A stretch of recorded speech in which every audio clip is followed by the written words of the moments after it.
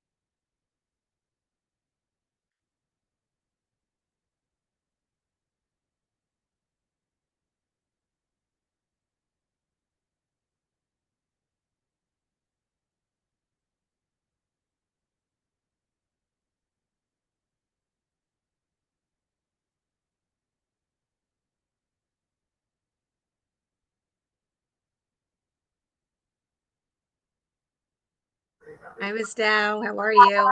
I'm good. How are you? Good. Good to see you. Good We'll to go see ahead you. and get started. I'm just in a couple of minutes. I'm just going to let a few more people in. We had about 20 or so sign up, so we'll wait a couple more minutes and then we'll get started. Okay. Okay. Smaller.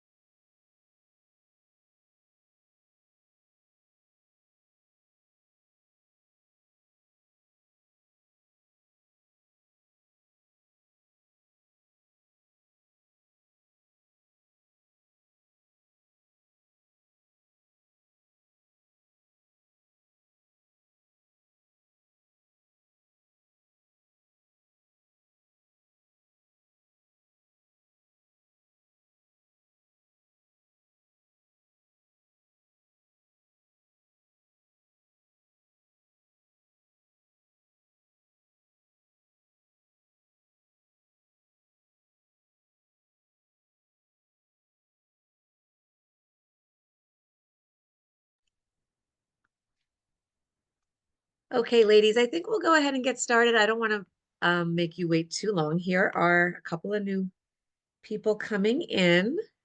So this is perfect timing. Welcome, everybody. If you're just connecting, We're going to go ahead and get started, and I'll let people in as they join. Welcome, Ms. Stevenson, and then we have Ms. Samazanis. So nice to meet you all. This is going to be recorded. So if there's anybody in your staff that couldn't attend today, we'll certainly share it. And it's also going to be super informal. We're doing this just for Newark Public Schools as a continuation in our partnership, wanting to support schools as much as possible.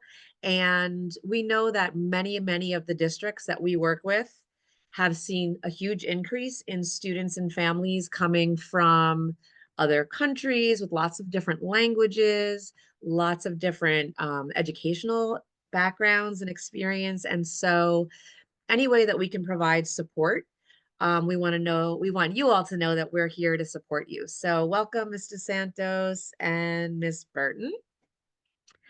So this is going to be also, I'd like it to be informal in the sense that if you're able to unmute and chat, because it's just for you all in Newark and it's a small group, that we do so, and that if there's questions, it's very interactive. So please don't feel like you have to wait till the end. Okay. We'll try to stick to the 45-minute timeline, and then I'll hang out at the end if there's questions. The other piece to know is that after today, you'll receive a PDF version of the slides as a handout, and it'll include links to the resources. So when I share a resource, you'll be able to access that after. Okay. So again, welcome. And we're going to go ahead and get started. My name is Michelle Regan. I am the client director here at Inspired. Many of you I know through our partnerships with Newark Public Schools. And if I don't know you, again, I'm happy to be a resource for you however I can. If we're not in your building, you can still certainly reach out because again, we've partnered with the whole district. Okay, let's get started. Alrighty, so our agenda for today is threefold. So we're going to talk about multilingual learners' strengths and needs. And this is something I'm sure you are actively engaging in your schools. We're going to talk about access for all learners and how we can foster an environment that creates an inclusive school. And then lastly, what are those strategies and routines that can be put in place that are supportive of students, not only who are diverse language learners, but diverse culturally. And quite frankly, these are really just best practices. So that's something I always like to share. I come from a special education background. And so all of the practices that we'll be sharing today work fantastic for students with special needs, IEPs, 504s, and also our general education students that may need additional supports. Okay, so keep that in mind. All right, so we always want to start with, focusing on who are your students. And I think the important thing that's really come to light for me is that there's a lot of misconception around who these students are, and they're seen as a monolith, right?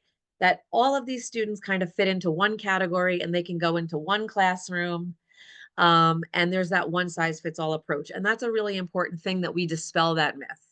So first with ourselves as the instructional leaders, but more so with our staff. If they don't have training in this, they may think, okay, well, for my MLs, right, we're going to categorize them and give them this type of activity. And really what we want to focus on is getting to know our students as individuals.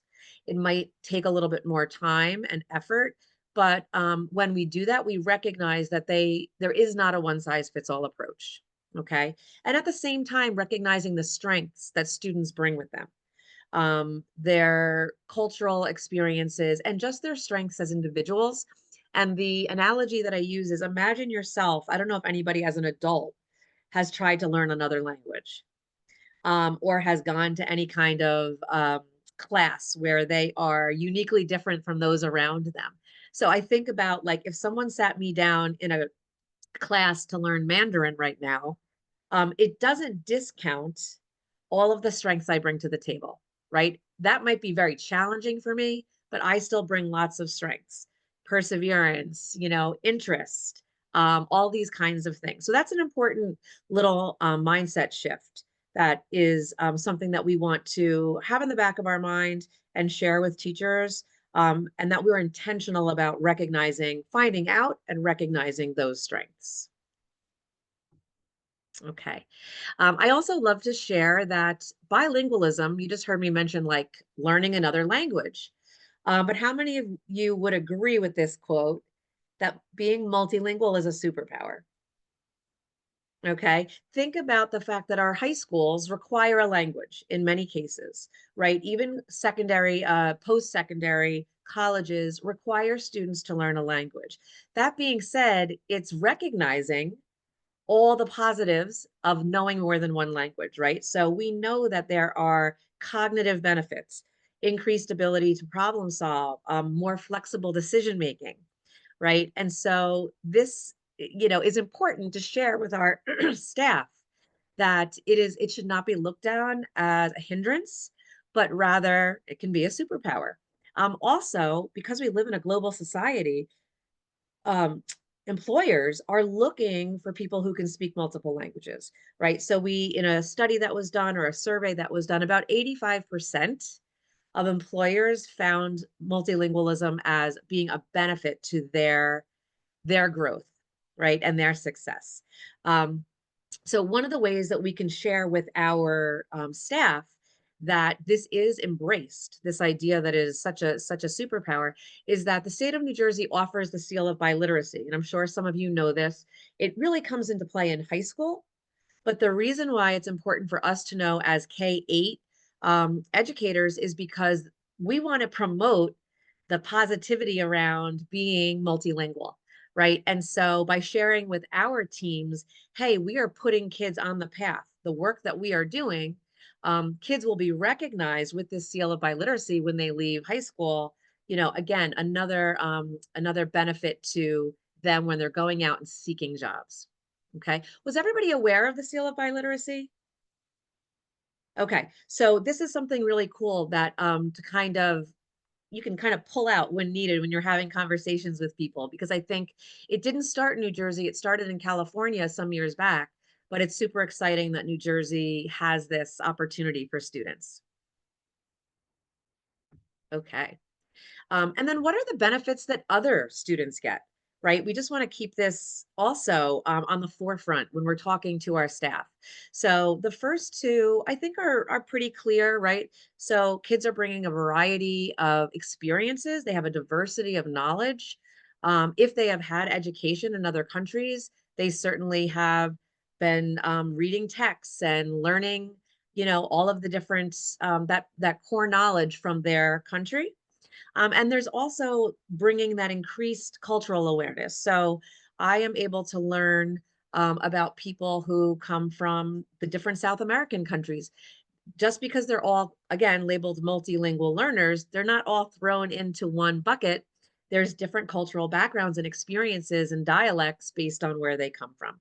So I think these two are pretty standard that we know about.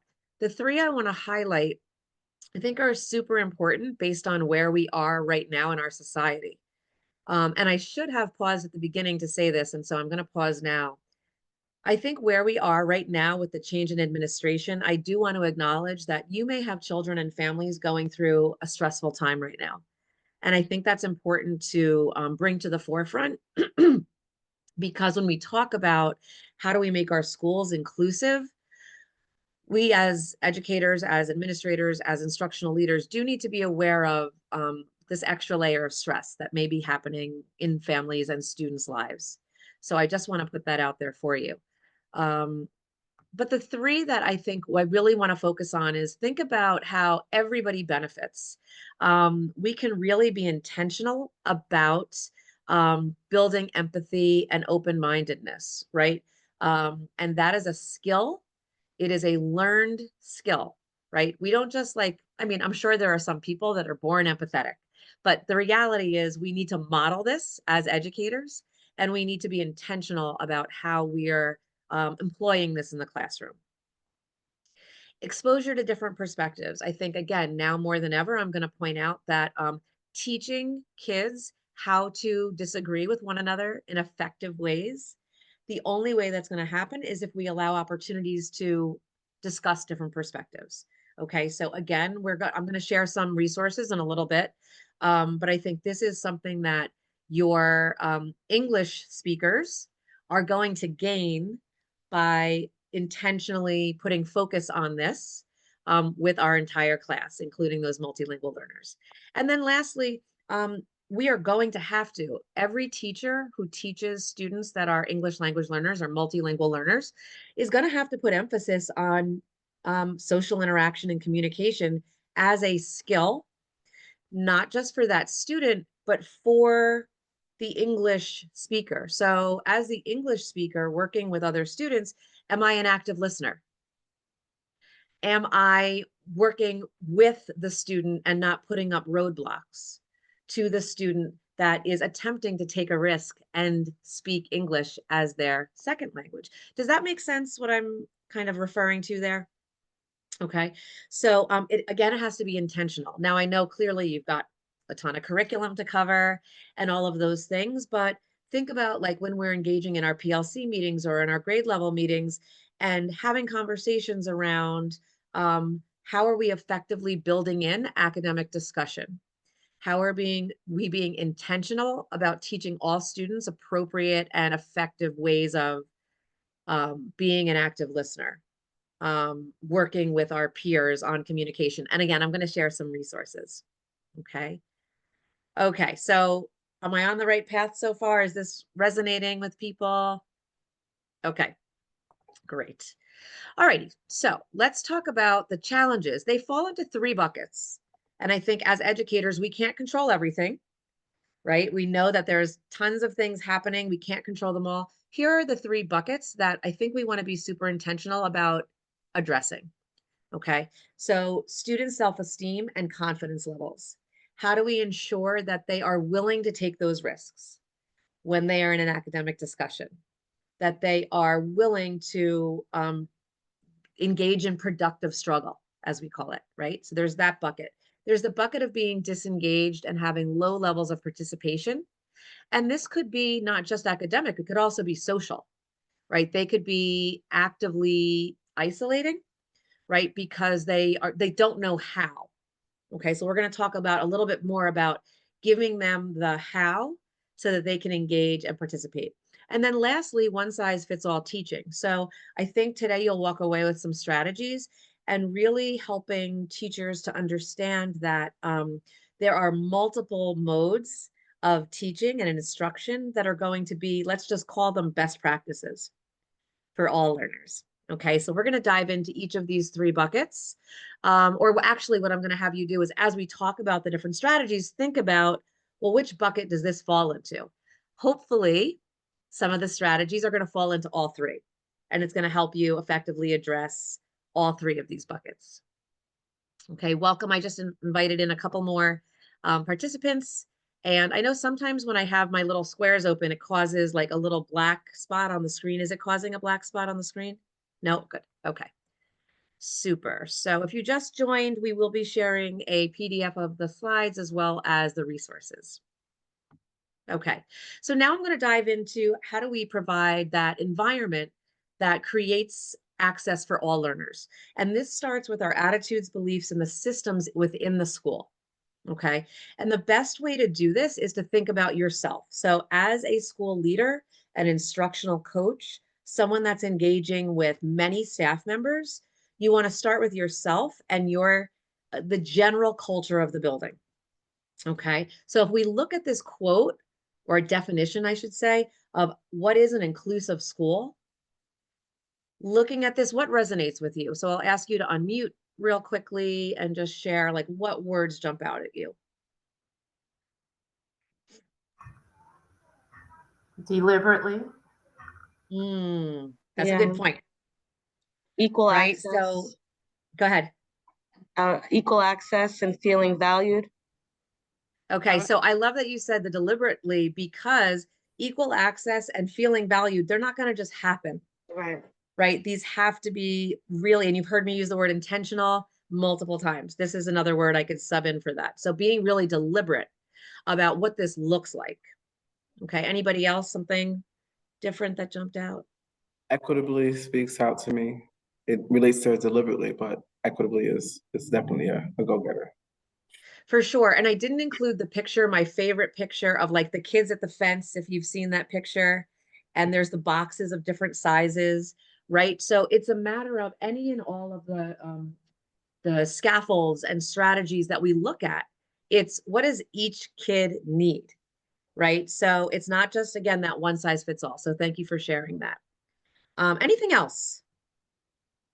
I think the last sentence, how when you're doing those things, it will support social identities. It will uplift the student and respect and value and honor who they are.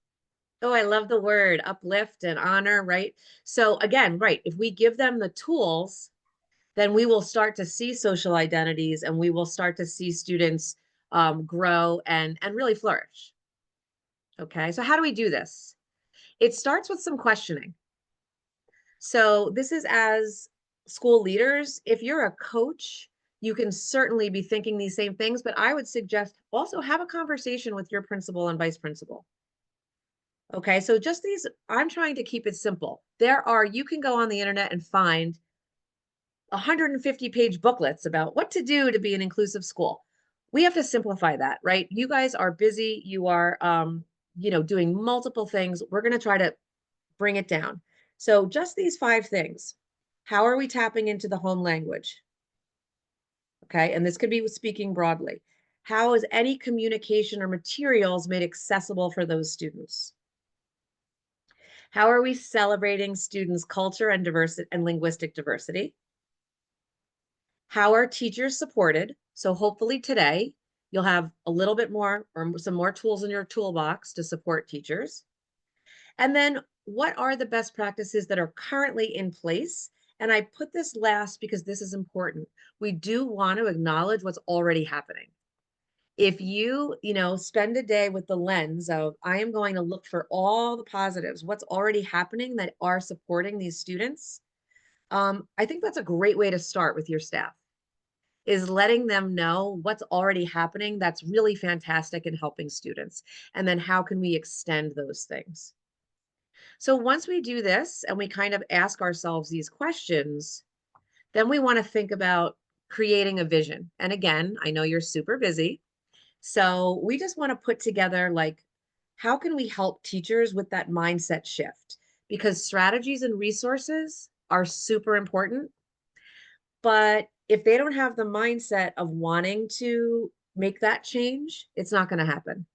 And so all the research on change and coaching talks about meeting people in terms of emotion and what they feel and their why.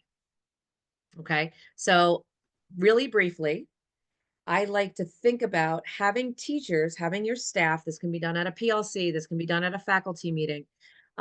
Ask them, what does inclusive instruction or instruction where everyone belongs look like, sound like, feel like? Okay. And the reason I think this is so powerful is because there is not a single person that wants someone to not belong, right? Everybody can agree, even if it's harder to do all these strategies, everybody can agree that everybody should feel like they belong. Okay. So you can think about, putting this up in the faculty room, or again, doing it in with different grade level meetings, but having them kind of put down the answers to these questions. Again, this could be a 10-minute activity, but you're building your why, right? This is why I'm going to ask you to do these additional protocols or try some of these strategies. Okay. Anybody have done something like this with their staff already, or have a vision statement? We're going to look at a vision statement in a minute.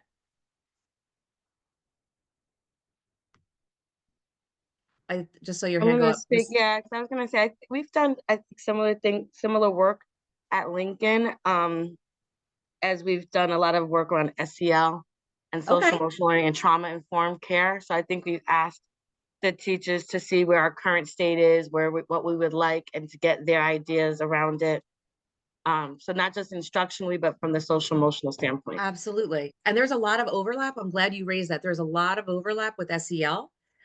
Because again, if we already have that why, like we want all students to feel like they belong, then these strategies and scaffolds that we're giving them are a means to that end. So I love that you shared that. Okay. So again, another way to make sure that that vision is really clear for people is to create a mission statement that articulates that vision. And again, this could be a simple, hey, I took half an hour or an hour over the weekend and I put something together. Or if the district has something in place that you can modify for your school, Lincoln School, or your school name, insert here. But here's an example of one. And again, it's written from such a positive place, right? You're naming your school as an inclusive, globally minded community, right? And you're talking about how we make positive contributions. So again, something like this can be posted, can be hung up in around the school, but it just reinforces why we're asking you to do these additional strategies. Okay. And then finally, what are the small steps or actions we can take? And again, you may have these in your classroom, and I'm going to move on to strategies in a moment. But really thinking about what ways can we bring in the identities of our students? And what community connections do you already have that could be cultivated? I know some schools have parent liaisons. I know there are schools that have different organizations that provide wraparound services. If there are things that help kind of put a spotlight on those that live in your community, even better. And we can put those up and around the school so that people see themselves as an extension of the community, the school as an extension. Okay. All right, let's dive into some of the instructional strategies. Okay. I'm going to start with culturally responsive strategies. And again, I don't want this to you to feel like these are not good for everybody. These are good for everybody. Okay. These are really best practices that can support all learners. And I start with Zaretta Hammond. I'm sure many of you are familiar with her and her work around culturally responsive teaching. Her book is Culturally Responsive Teaching in the Brain. But the reason I love this so much is I taught at the university level for 10 years, and we were really deliberate about teaching teachers about information processing and how the brain processes new information, makes connections, all of those kinds of things. And so her work does a beautiful job of what is brain compatible, right, in our learners, especially in today's day and age in our digital world. So it breaks it down into 4 pieces, and I'm going to show you a sample lesson plan. Okay. And so if there's one takeaway that you can share with your teachers, I think it's going to be the next 2 slides or 3 slides. So we want to start our lessons with getting students' attention, being very thoughtful about our MLs. We want to really consider visuals and movement. Okay, I'm going to share this in a second in the lesson plan. Second, we want to chunk information. If you are walking in classrooms and teachers are at the front of the room for 30 minutes teaching, that is not brain compatible, right? So we want to be chunking information into smaller parts. Third to last, but probably the most important is active processing. Kids need to chew on it. They need to do the work. They need to be writing. I don't care if they don't know the language. They can be drawing. They can be writing their own language, right? They need to be actively processing. Doesn't have to be writing. Could be using little word cards, things like that. And then lastly, we want to apply new learning in ways that we can help them make connections. So if this is new to you, I think this is a great visual, a great graphic. Like I said, I'll share this. But again, a super start for teachers. I'm going to share, this is a sample lesson plan that we put together. You're going to get the whole thing. But what would Ignite look like? Okay, what would that hook look like? That first 7 minutes, let's say, maybe 10 if you need. It's going to include a visual. I'm always going to include some sort of visual. It could be a video, it could be infographics, it could be kids walking around and looking at in a gallery walk. Okay, but we're going to get their attention using visuals because the language is not going to come as easily without that connection. Then we're going to connect to their prior knowledge. You guys know this already, but we're going to do it in direct connection with those visuals. So if a student comes from a different country and their weather looks very different than ours, how can we connect that? What if they come from somewhere that they don't have snow, right? How are we going to connect that and make that real to them? And then this is a critical piece. We're going to connect to the purpose of the lesson using an essential question, vocabulary, and your why. So you can see this example down here. How do people and animals get water to live? That's a big deal. Whether you lived in Africa or South America or Newark, New Jersey, that's a big deal, right? That's going to be connectable for students, relatable. And then we're going to make those connections to we're teaching the water cycle and some of the vocabulary. Okay, so that's our Ignite. Following, you'll see, then we're going to go into chunks. Then we're going to go into chew, where kids are actively engaging. Again, movement, visuals, writing, discussion, and then that apply and review. So something like this, I know it seems like it's a lot, but tell me, do you think something like this could be useful for your teachers? Again, not to replace your lesson plan, but to give them some ideas of what could be plugged in or tried. Anyone want to share? So I know we're we're encouraging a lot of the visuals. So I Okay. think of the ELA and the math, doesn't matter, the content area is giving more of those visual connections to words and concepts and ideas. Even on yesterday, somebody was talking about the idea of blooming, and they actually had the students do the body movements of blooming. So using your whole body to Right, demonstrate a word. right. So I think that's it. I don't want to say an easy thing to like focus in and pay attention to, and to it connects with the igniting and grabbing them, which I think connects to that engagement piece, getting them hooked into what you're about to do. Absolutely. And then I love what you shared. That's on a couple slides further is total participation response. So you can use that creating of a visual to, I mean, a movement to go along with vocabulary. We're going to talk about vocabulary next. I have a little video of exactly that you can share with your staff. But then think about how that connects to the next piece of the lesson. If the teacher is now talking about, a harder concept, and then can go back to that movement of blooming, right? Maybe we're talking about the life cycle of a flower. Then that's helping them make those connections. So it's getting them excited, but it's doing a lot more than that. Okay. So one of the things that you can think about are cognitive routines. So this fits in really nicely with what I just shared. And I'm going to talk about why this is so critical for multilingual learners. Okay. Imagine the amount of vocabulary that is thrown at a student all day long. Okay. So by providing them with thinking routines, okay, here's one for an example: see, think, wonder.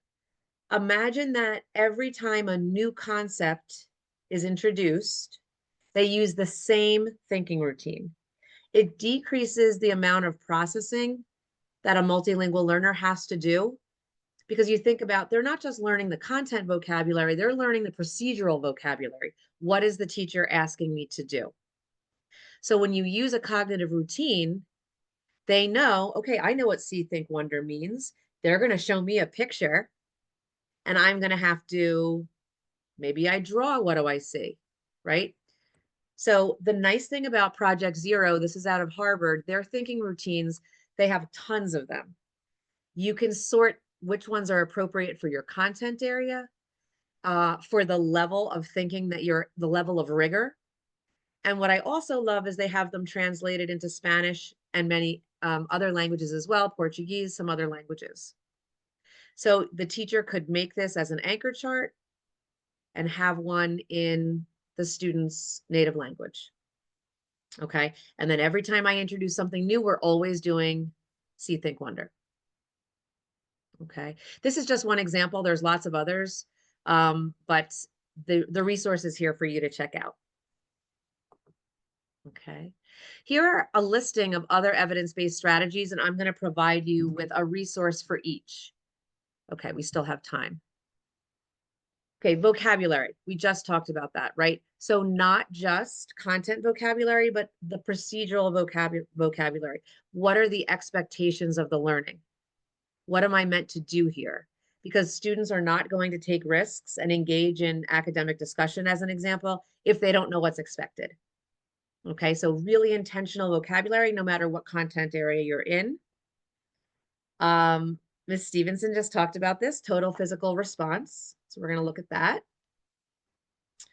Opportunities for classroom discussion that are setting students up for success. Okay, so not only lots of opportunities, but with the appropriate scaffolds. Okay, because we know if we think about our 3 buckets of areas we need to address, self-esteem is not going to increase if students feel like they fail every time they try in a discussion. Okay. Sentence stems and word banks. This could be a daily practice. Okay. Some of them are very repeatable. I'm going to show you one resource. Can be used in every discussion you have. Things like, I agree with you because, I disagree with you because, I want to add on. And then other sentence stems and word banks would be specific to the lesson that you're teaching. Okay. Multimodal instruction. You heard me talk about visuals before. You know, bringing in props, infographics, all of those kinds of things that are going to tap into multiple senses is going to be critical. Listening along with a text. Okay. All right. I'm going to share some now. And I'm going to ask you if you've done something like this or how you think it could be modified. But I'm going to share the first one. This is called vocabulary go-togethers. This is usually done upon the introduction of a new concept. Okay. And it's students self-identifying words that they know, they have heard before, or that are totally new to them. Now, if I was doing this with a multilingual learner, I would also have it translated in their language because I'm looking for 2 different things. I'm looking for comprehension in their own language, right? They might be very familiar with these words in their own language. And then I'm looking for, okay, now how can we connect their own language to English? Okay, so where possible, we would like this translated. Now, I don't know how much teachers have experimented with ChatGPT. But I just found out this morning that you can take something like this and say, translate this to blah, blah, blah, and it'll do it for you. Now, of course, I always am a little wary. Like, I would love a native speaker to look at it because I remember doing this with one class that I was doing a model lesson for. And the kids started laughing and they were like, oh, but that's a different meaning. Like, so you do have to check, right? But here's the concept here. Kids are more engaged when they're self-identifying what vocabulary is new to them.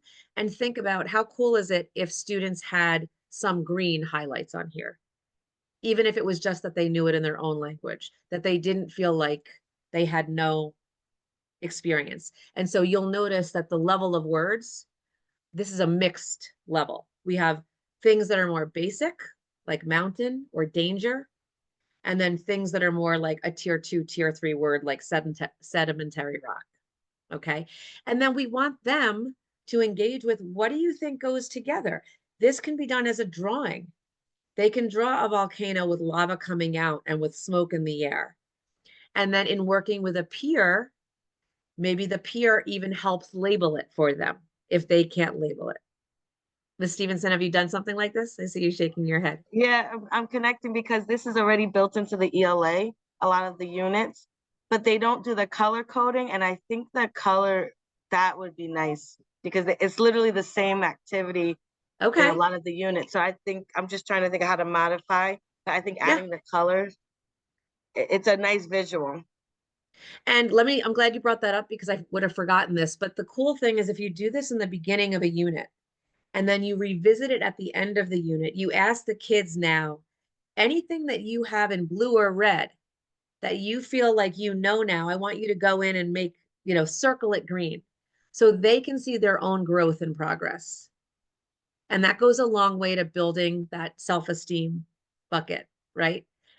So anything like this is acting as almost like a mini anchor chart for each student, right? And so anything should be like this should be revisited throughout a unit.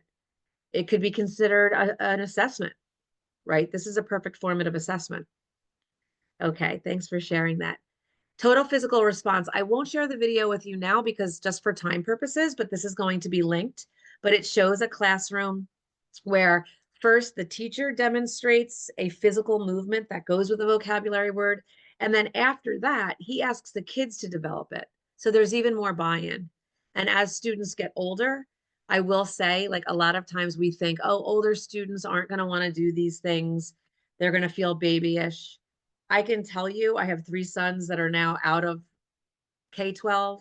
And when I asked them sometimes what their favorite things were in middle school and high school, they would say, oh, when they let us get up and move around, or my teacher would present things in different voices, or we got to do feet up Fridays where they got to put their feet on their desk when they were reading. Things that involved that you would think would be more appropriate for young kids. The older kids love all these things too. So we don't want to leave them out. Okay, whoops, I'm gonna just pause it for a second. Okay, this is one of my favorites. This is adapted from Jeff Zweers, who's a language expert, and he created this discussion protocol. We adapted it a little bit, but you can see this is an example for students that they've done. It's called Me+3. So you heard me before when we talked about those 4 phases of culturally responsive teaching. The third one is chew. We want students actively engaged in the thinking. If they're not engaged in the thinking, they're not engaged in the learning. Okay, so what Me+3 is each student you pose a question. Why does the author say tiny houses are a good idea? The students are going to put down individually their response. Now, imagine these are multilingual learners and they might have the text in front of them. They might literally copy something from the text. It might be an appropriate response. It could be completely off task. So what we're wanting to do is to get additional responses from other peers, and then they're going to reformulate their own answer. Okay, so imagine the student says, tiny house is less money. They copied it in a broken up format. Now they go meet with another student and someone says something else. And now this person has a little bit of a longer answer, maybe a little bit of a different answer, right? These could even be repeated. But now we give the student time to reformulate and synthesize the answer. That obviously has to be instructed. How do we do this, right? What should we include? This is a protocol that, again, you would use very, very often. So kids become super familiar and you don't have to explain the directions every time. Tell me, does this feel like something you could do that would benefit your students, that you would modify? What's your thinking?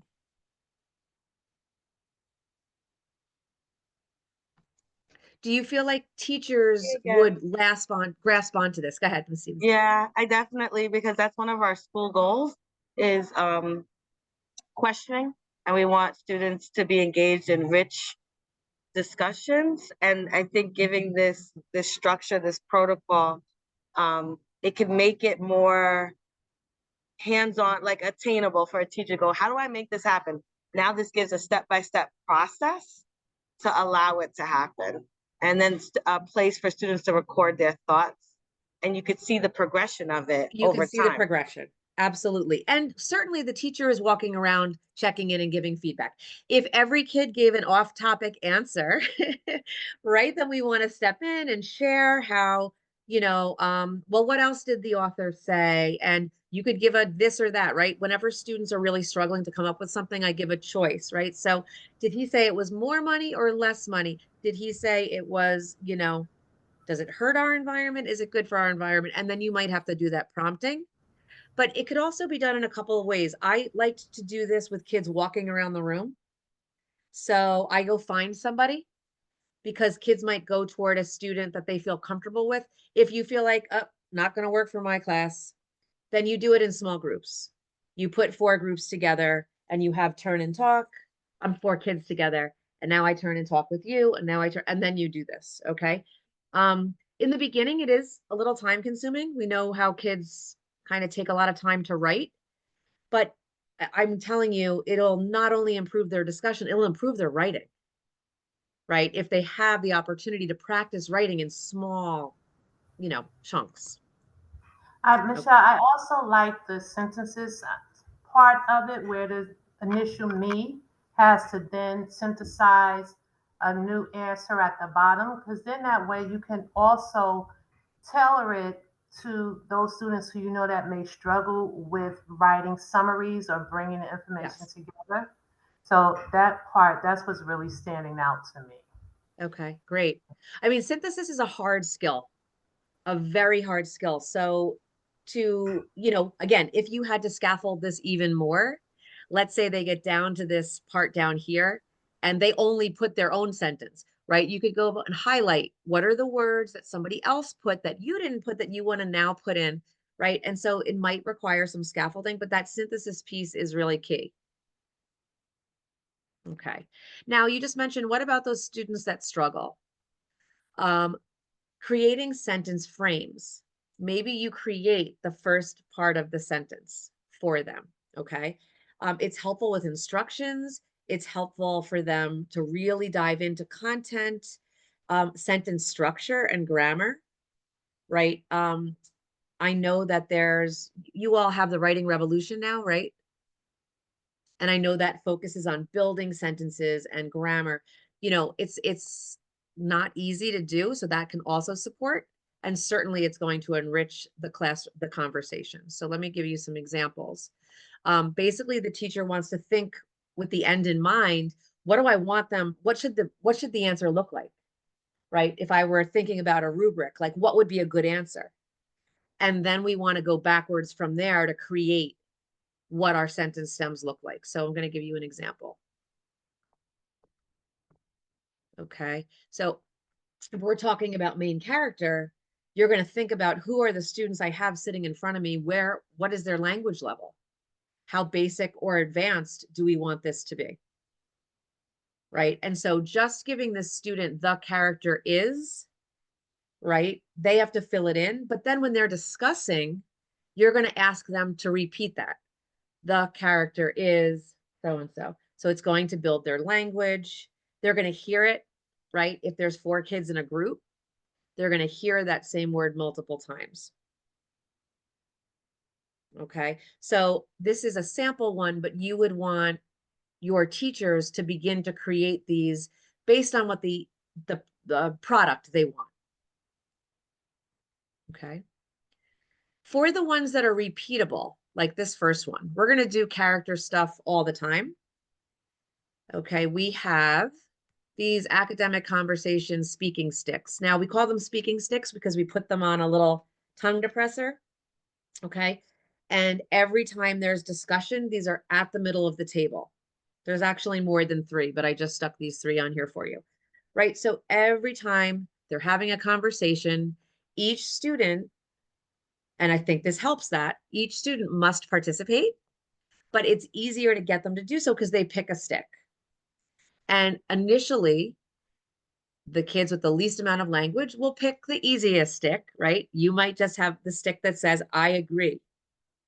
And in the beginning, they might just hold up, I agree, but they're participating. And then you can prompt them, why do you agree? I like this character. He plays soccer. And again, it could be in their language, their own home language. So even if you are using these, you could translate them, you could put both. Eventually you want them to use English, but it's more about the comprehension and building that discussion. Okay, so these are going to be shared with you as well. And then right as I'm starting to run out of time, this is my last tip for, teachers feel like, well, I ask them and they don't participate.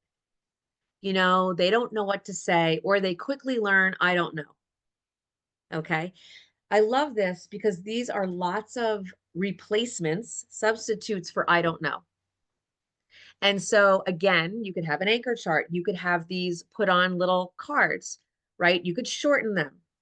You could have like, what was that game show where it was like phone a friend, ask the audience, right? You could have things like that. And it's going to go leaps and bounds in increasing their willingness to participate, right? Rather than just I don't know, right? Maybe they're stuck on one word. So even this I like, what does the word mean? Right? Because they might know the answer, but they're hung up on something. Okay. What do we think about support like this? Thumbs up. Awesome. Okay, so I took up a lot of your time. I hope that this was helpful, and that there are one or two takeaways. Obviously, like I said before, I wouldn't just dump all these things on your teachers, but I think if we start with that why and that sense of giving kids a sense of belonging, then these strategies and scaffolds can be immediate ways to do that. Okay, so I am going to share with you, just going to back out of this, share with you the evaluation form from today. If you don't mind filling that out for me, we'd love to continue to provide you all with different resources like this, or one message to the group. Okay. Whether it be a webinar or whether it be just ongoing, in our newsletters, things like that. Did everybody see? Did that come into your? Yes. Okay, perfect. So that would be helpful to me. We picked this topic in particular because we did a webinar like this a couple months ago, and it was hugely attended. And I realized that I realized Newark does not get our emails when they come from our um, like a newsletter. I think your server blocks them from because they're from an outside provider. So I was like, let me see if they would want to do this. So I hope this was helpful. If there's any particular takeaways you had, I would love to hear it. Otherwise, again, if you wouldn't mind filling out that eval, I will send you all the handout with the links.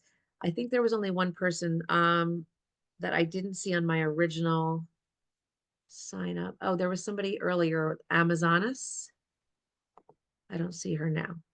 Oh, is that you? That's Ms. Okay. Burke. Okay. Gotcha. Yes. So I had the should same have comment. everybody here. I have your email so I can forward you the handouts. But again, thanks so much for attending, and I'll hang out if anybody needs. Thanks, everyone. Have a great rest of your day. Stay warm. You're welcome. Take care, everyone. Oh, I love that, Ms. Stevenson, with the no opt-out. Definitely. It's good for all students, not just our multilingual learners. Okay.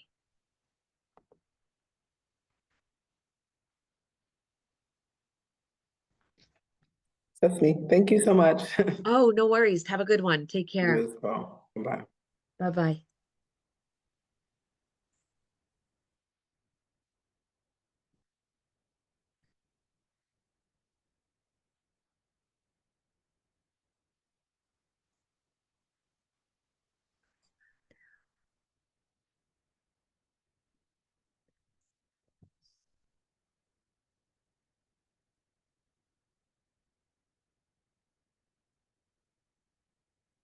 Have a great day, Ms. Rodriguez.